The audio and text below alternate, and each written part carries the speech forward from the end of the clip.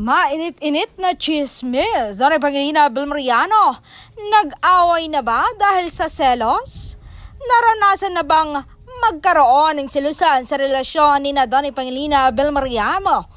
Alamin dito. Hanggang ngayon talaga nga nananatiling matatag ang relasyon ng kapamilya, real-life couple na sina Donay Pangilina Vilmoriano. Itinanong kay Bel kung paano ito bilang isang girlfriend kay Donny. As a girlfriend, honestly, parang ang hirap din namang magbuhat ng sariling bangko.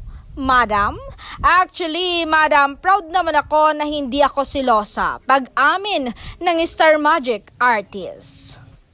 Dagdag pa niya, never pa kami ni Donny nag-away or nagkaroon ng argument based on jealousy. Never pa talaga, ibinahagi naman ni Bel.